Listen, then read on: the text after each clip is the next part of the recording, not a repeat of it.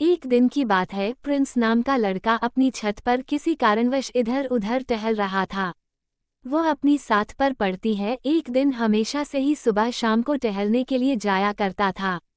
लेकिन जब वह रोज सुबह और शाम छत पर टहलने के लिए जाया करता था तो उसे किसी प्रकार की कोई आदमी या कोई लड़की छत पर से नीचे नहीं देखा करती थी। एक दिन मौसम खराब था, लग रहा था कि बारिश होने वाली थी। लेकिन बारिश अभी हो नहीं रही थी, बस माहौल लेकर ऐसा लग रहा था कि धूप खत्म हो गया, हाँ थोड़ी थोड़ी अंधेरा हो रही थी। प्रिंस को लग रहा था कि हो ना हो बारिश होने वाली हो गई होगी, क्योंकि बारिश जैसा मौसम हो चुकी थी। लेकिन फिर भी उसी दिन प्रिंस डालने के लिए छत पर चला जाता है।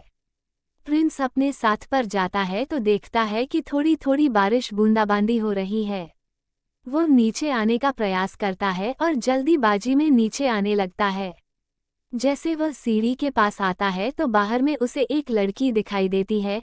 वो लड़की बहुत ज्यादा बताए थे इधर उधर देख रही थी, लेकिन प्रिंस का घर जाता हूँ वहाँ सहरसा सभी के दरवाजा बंद हुआ करती है हमेशा।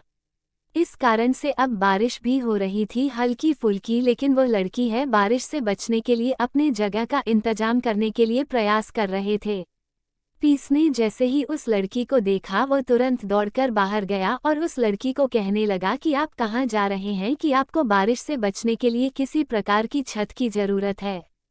तू ही वो लड़की रहती है कि हाँ मुझे तो एक गाड़ी का इंतजार है, मुझे कहीं जाना है, लेकिन वो कभी नहीं मिल रही है, बारिश का मौसम है और मौसम भी खराब है। तभी प्रिंस रहता है कि कोई बात नहीं है, सवारी गाड़ी आएगी तो मैं तुम्हें बाहर छोड़ दूंगा, फिलहाल अभी बहुत ज्यादा बारिश होने वाली है, घर आ जाओ। और सही में मौसम बहुत ज्यादा खड़ा होता, बिजली बहुत ज्यादा कड़क रही थी और ठंडी का मौसम चल रहा था। ऐसे में बाहर पानी में भीगना अभी बारिश के पानी में बहुत ज्यादा खराब हो सकता है, शरीर के लिए है। वो लड़की हिंदी मेरे पिया के घर में आ गई थी। लेकिन उस दिन एक बात गजब हो गया कि प्रिंस के घर वाले भी कहीं गए हुए थे मार्केट करने के लिए, वे लोग भी मौसम खराब होने के कारण उधर ही फंस गया था।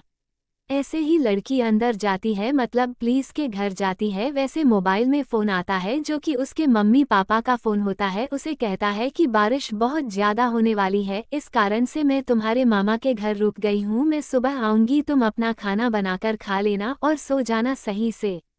अब तो वो लड़की और प्रिंस घर में बिल्कुल अकेला था। लेकिन प्रिंस को रसोई घर में खाना बनाना मिलकर भी नहीं आता था। वो सोच रहा था कि मैं किस प्रकार से ही खिला लूंगा और क्या बना लूंगा। तभी वो लड़की कहती है कि आपके घर में कोई नहीं है लग रहा है। तो वो लड़का कहता है कि मेरी मम्मी कभी फ़ोन आए थे, वो बोल रही है कि कल सुबह आएगी घर, मौसम खराब है। आशीर्वाद के लिए उस लड़की से कहता है कि मैं तो बहुत दिनों से रसोई घर में जाना आना भी नहीं किया हूँ, जिस कारण से मुझे कोई किसी भी प्रकार का कोई भी चीज़ पकाने के लिए नहीं आता है। ऐसे में अगर तुम्हें आता है तो तुम मेरी मदद कर सकती है और हम दोनों के लिए खाना तुम बना सकती हो, फिर उसके बाद हम लोग अपना अपना बिस्तर पर जाकर सो सकते हैं।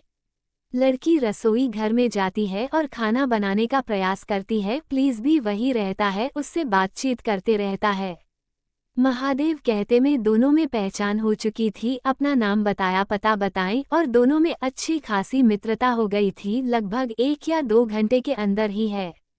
उसके बाद फिर बातचीत करते हैं। बातचीत करते में वो ऐसे ऐसे रात के 10 बजे बज जाते हैं और लड़का रहता है, मतलब कि प्रिंस रहता है कि मुझे नींद आ रही है, चलो तुम्हारा कमरा बता देता हूँ, तुम मेरी मम्मी पापा के कमरे में सो जाओ, मैं ऊपर जाकर अपने कमरे में सो जाऊंगा। लड़की कहती है कि ठीक है, मुझे कमरा बता दो, मैं जाकर सो जाऊंगी।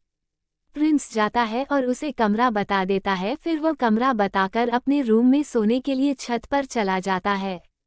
लड़की रूम में सोने के लिए चले जाती है, लेकिन बिस्तर पर 1-2 घंटा रहने के बावजूद भी लड़की को नींद नहीं आ रही थी। उधर बिजली बहुत जोरों से गरज रही थी, बाहर आसमान में लाइट जल रही थी, जिस कारण से दागी को काफी ज्यादा डर लग रहा था और वह सोने में बिल्कुल भी असमर्थ था। एक बार बिजली बना ज्यादा जोरों से खड़की, लड़की का दिल सौंध गया और वो फटाक से उठकर खड़ी हो गई। अब उससे डरा हुआ माहौल बर्दाश्त नहीं हो रहा था। लड़की चाह रहे थे कि शायद तो वाले रोगों पर में जाने का प्रयास कर रहे थे, लेकिन बाहर इतने दिला बिजली कड़क रही थी कि ऊपर छत पर जाने का हिम्मत भी उस लड़की के पास नहीं थे। फिर जैसे तैसे हिम्मत करके वादाना की अपने दोनों हाथों से कान बंद करके छत पर पहुंच गई जिस रूम में प्रिंस सोया करता था। ऐसे तो ऊपर में बहुत सारा हारून था, लेकिन थोड़ी देर रुक में इधर उधर देखने के बाद पता चला कि यहाँ प्रिंस किस रूम में सोया है। प्लीज बिना दरवाजा बंद किया हुआ है सो गया था, क्योंकि उन्हें पता है कि लड़की को किसी भी प्रकार की जरूरत होगी तो वहां सकती है। जैसे ही लड़की प्रेस का दरवाजा खोल दी है, प्रिंस अपने बिस्तर में लेटा हुआ था और उसे नींद भी आ गए थे, वहां नींद में सो रहा था। लड़की ने सोचा कि मैं ऐसे क्यों उठाऊंगी, मैं इसके पास थोड़ा सा हटकर ही सो जाती हूँ, सुबह तो हमें घर भी जाना है। ऐसे में वो लड़की वैसे बगल में थोड़ा सा हटकर सो जाती है। अब उसे बिल्कुल भी डर नहीं लग रहा था, क्योंकि किसी भी आदमी के होने पर किसी को भी या किसी लड़की को भी उसकी डर कम हो जाती है। कुछ देर बाद सोने के बावजूद भी अब भी लड़के को नींद नहीं आ रही थी। वह पुलिस की तरफ कभी देखता तो कभी दूसरी तरफ मुंह करके सो जाया करते थे, लेकिन उसकी आंख में दिन की एक झलक भी नहीं दिख रही थी। रात करीब 2 बज रहे थे, तभी हल्की हल्की हिंदुस्ता लगी को आ रही थी। मौसम में काफी ज्यादा ठंडक भी ठंडी होने के कारण वो लड़की ठंड के मारे सो नहीं पा रहे थे। उसके बाद प्रिंस अपने बिस्तर से हुआ उठता है और देखता है किधर है, उसके बगल में सोई हुई है। ये देखकर प्रिंस आश्चर्यचकित हो जाता है। प्रिंस देखता है कि वह लड़की ठंड में बिल्कुल ठंड लग रहा था और इसी प्रकार से बिना कुछ चादर ओढ़ के सो रहे थे। उसके बाद 3 से 1 चादर लाता है और एक चादर अपने लिए लाता है। एक चादर प्रिंस खुद ही इस्तेमाल करता है और दूसरी चादर लड़की को बढ़ा देता है। लेकिन बारिश होने के कारण ठंड ज्यादा हो रही है। उस लड़के की ठंड अभी भी नहीं गई थी, वो ठंड से फिर चला रही थी। ये देखते हुए प्रिंस उसके नजदीक आता है, उसके शरीर में टच कर सो जाता है। लड़की को थोड़ी बहुत गर्माहट महसूस होती है। वह प्रिंस के और भी नजदीक आ जाता है, उसके शरीर में टच कर सो जाता है। लड़की को थोड़ी बहुत गर्माहट महसूस होती है। वह प्रिंस के और भी नजदीक आ जाता है और कसकर पकड़कर सो जाते हैं। ठंड होने के कारण उसे कुछ भी समझ में नहीं आ रहा था। जो उसका मन कर रहा था वह वही काम कर रहे थे। प्रिंस अब उस लड़के को कुछ नहीं बोल पा रहा था। किसी लड़की को तेरे ज्यादा तबीयत खराब होने के कारण प्रिंस खुद ही चाहता था किसी तबीयत सही हो जाए, मेरे पास हो जाए, उसके बाद मैं सोऊंगा, इसलिए घर पर पहुंचा दूंगा। रिश्ते नहीं तो सुबह हो जाती है और वो लड़की सुबह उठकर अपने घर जाने के लिए तैयार हो जाती है। लेकिन अभी भी उसकी तबीयत ज्यादा खराब थी, लेकिन उसके घर से फोन भी आ रहा था, इस कारण से वह रोकने का बिल्कुल भी नहीं सोची थी। फिर तैयार होने के बाद बहुत प्रेम से कहती है कि मुझे बाहर हो तो किसी सवारी वाली गाड़ी के पास में अपने घर चली जाऊंगी।